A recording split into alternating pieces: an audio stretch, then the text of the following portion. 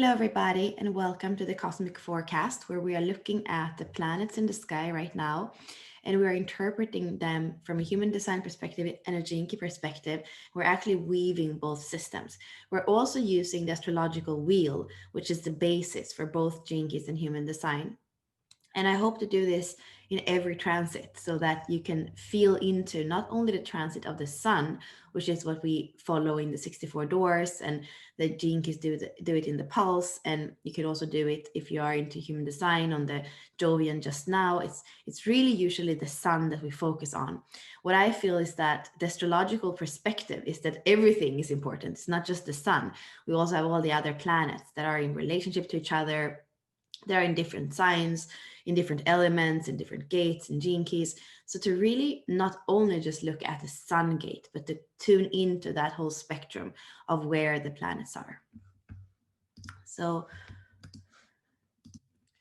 the program that I use to look at this is Genetic Matrix. And I love it also because it exists in at least 4 different languages now. And it also gives us the astrological view. So when we are doing gene keys or human design, this is actually what's behind. We are looking at the sky. We're using it as if the Earth was in the center, so the tropical view of it. And we can see that right now we have the sun in Capricorn, conjunct Pluto. You have to know, of course, those symbols. It's in Capricorn and it's also in gate 61. So you're going to have this wheel that has both all the astrological signs, so 12 of them, and it's going to have all the gene keys, gates, hexagrams, and there's 64 of them. So in each sign, you're going to have about 5 gates or 5 gene keys.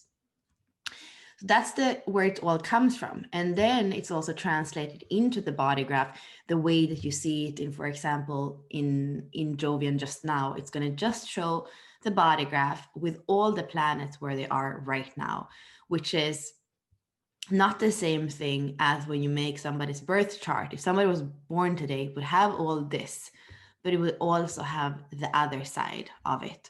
And you can see here that it actually has 2 decimals. This is when we start to go down in the decimals, we are actually including more. And that's what you see. Oh, that's what you see here in the variable orientation. You actually see the next step after the line. So you have the gate, you have the line, and you have the color.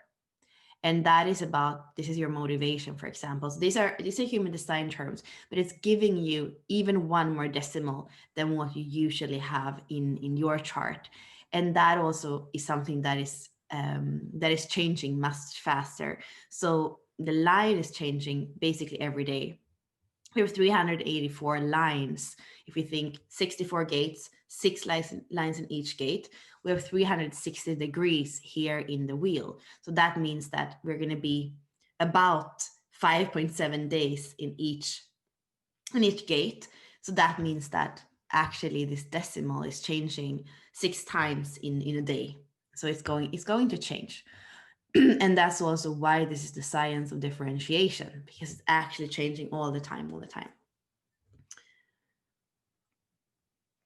So if we start looking today, we have the sun in Capricorn in the 61, where we have had this great conjunction of the planets since starting the last year in January. Around this time, I think it was in January 12th, that we had the conjunction of Saturn and Pluto, and I guess it was even Jupiter. And then during the year, we have Mercury going through that. We probably have Mars as well. Like, it's been this whole thing going on in the 61. And the way I like to look at the 61 is in the gene key keywords that you actually also have here in this view. So it's psychosis, the shadow. That's the low frequency. And you could say that there is a lot of the energy of kind of asking what's going on and being, you can see here that the two shadow frequencies that you see here are the repressive and the reactive. So disenchanted or fanatical. So right now you could be like kind of in the repressed, like kind of collapsing into fear, into the why of what's going on, or you could be fanatical about it, whether you think that is kind of acting out, reactive, and it could be reactive like against something, or reactive like kind of missionary for something, but in a very rigid way that it's only your way of seeing it. And the higher frequency of that is about inner truth. Really, this is the gate of inner truth. This is the gate of inspiration, of listening to whether it's your inner truth or kind of the great mystery, great spirit that's speaking through you. So we have, it's a head gate, and it's here in the middle, and it's really about allowing things to come, either stemming up from your inner truth, or from that place of like beyond duality, not the kind of what's going on in the world, this side and this side, or what pulls you down into fear, but tapping into something greater. So that is the sun, and it is special. I feel like that is here now, and this is where Pluto kind of, Pluto is very, very, very slow. So it's been here for a long time, and now they are together. And if we look at the rest, we see we have the nodes are in Gemini and in Gemini and in Sagittarius. And we have the trickster energy, and we have the leadership, the like tribal leadership here. And I do feel like we can see that also a bit in like the political climate that's on. And I guess that leadership right now, it kind of becomes tribal, because when there are a lot of people that are in fear, it's almost like that's the leadership that is kind of stirred up, is what I feel, what I would say. And if we look, then we have, and the nodes are going to stay, they are staying quite a while. They're staying in a sign for I think a year and a half. So they are moving, there are several months actually in each gate. So that's something that I can feel, if you have, for example, I have the 44 very strong in my chart, and now the South Node has been 26 for a long time. So that is actually defining my completely open ego. So I can kind of, when it's the nodes, because it's staying for a while, like you can feel that energy. And the same thing with the further out planets. It's going to take them a long while. Like we see Pluto's basically been in 61 for the whole year, because it takes 248 years to go around the whole thing. So when you look at the outer planets, they are going to have an impact for a longer time, and they're probably going to activate you somewhere in your chart for a while. The opposite to that is the moon. So we have the 13.6, which actually happens to be my radiance that is in the sun right now in Aquarius. And it's about discernment. It's about listening to everything that's going on. The sixth line is about listening to everything that's going on. And you could become hyper pessimistic. But instead, the 13.6 is the optimist. You can listen to everything that's been said, everything that's not been said, everything that's in between the lines, and still look at the future with an optimistic view. And also discerning what's right for you, what's not right for you. That's something we all have access to tapping into through the moon right now. Um, and then Mercury in gate 19. So maybe some sensibility, sensitivity in the way that you are relating to people, in the way that you are kind of communicating and analyzing and thinking. That's important right now. We have it in the third house. So it's kind of, can be kind of quick in a way. And here we have the shadow frequency of codependence. So even listen to yourself, observe yourself in your communication. Is there anything in that where you are kind of oversensitive, so that you go into codependency instead of interdependency, instead of being kind of objective of the needs that you have and that are in your family, for example. And we have Venus in Capricorn as well. And I think I remember that in the beginning of February, we're going to have Venus and Saturn conjunct. And that is something that in our inner circle group, we're doing the sacred marriage immersion right now, where we are looking at Saturn and Venus as kind of polarities in a way, or Saturn as a higher octave of Venus, where they are really important. So either we could look at Venus as kind of the Venus, the feminine, right? That is also in the Gene Keys, has to do with our embodiment, our inner child.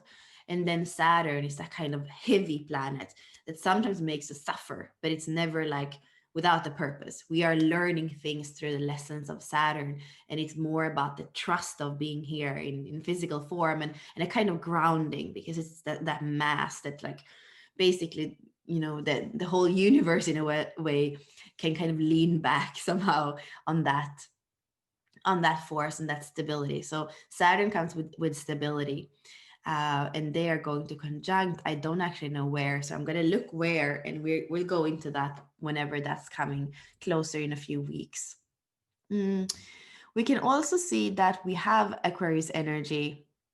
That is just this kind of shift with Aquarian age. You know, we have Saturn and Jupiter have gone into Aquarius. They are both in the 41st gate. The 41st gate is the first gate when we speak about the Chinese New Year, or the year of, you know, the human design new year, the rave new year. It is for the 41st gate, and now we have both those planets. Like Jupiter is all about expansion, and then we know Saturn is like, it's about expansion, but also about the structure and about what we need to learn, and they are together. Let's see, you can see them here together with lots of things right now. In like we said, we have both the moon and Mercury there as well. So that's a very strong influence.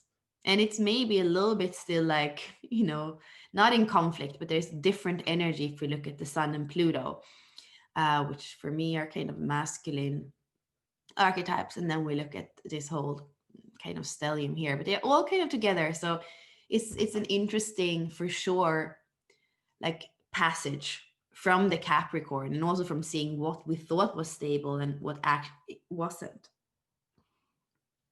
and now coming into something completely new. And I believe that that's why more I'm getting like downloads of Saturn. Before I thought it was the inner masculine, like what I was saying now.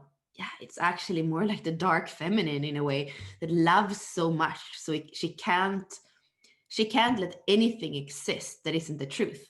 So she's letting things die off, and that hurts for the human beings, because we are attached to things in this world. So that's a whole inquiry that really came in with Saturn changing into Aquarius. And what more? I mean, we have that Uranus and Taurus in the 27th gate that doesn't really want to be there somehow. But that has to do, this 27 has to do again with like kind of drinking first and then giving away your cup. I feel like it has to do with true altruism as well, and kind of a discernment again. You know, when do I drink? What do I do? Like how the choices, the care we have for not only ourselves but our families. And it's almost like a bit volatile when it's in Uranus, and Taurus doesn't like that. We want it safe. We want the foundation. We want like our values to be like our values to feel like respected. And then Uranus comes in and kind of just like throws that around a little bit. And for a long time now, we've had the 22 Neptune, which is also what we can say in is the esoteric astrologies. That is the higher octave of Venus, actually. And we have this grace, this feminine, the kind of looking at the dishonoring of what's going on, especially with Mother Earth, and somehow the dishonoring that has been going on with the feminine for a very, very long time. And this is a Pisces gate, so it's a little bit like beyond. It's a little bit ungraspable. Neptune also is like kind of the veil. So are we unveiling the dishonor, understanding it, and can we find grace and kind of peace in what's going on? And almost like right now it's in the fourth house, from where I guess, well, there it can be also looking at right now in your family, like see what's those things, like where can't there be grace in your family because there is something that has been dishonored, for example. And Pluto, we spoke about it. And then we have Chiron in Aries in the 17th gate.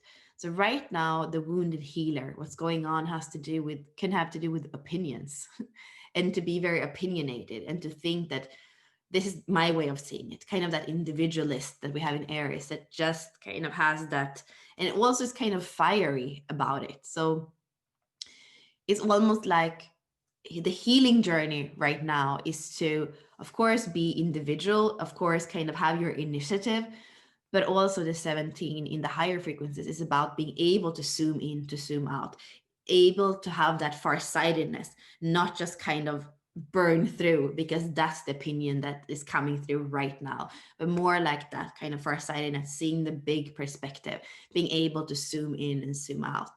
And it's speaking about that eye, the all-seeing eye. That's the omniscience in the very highest frequency.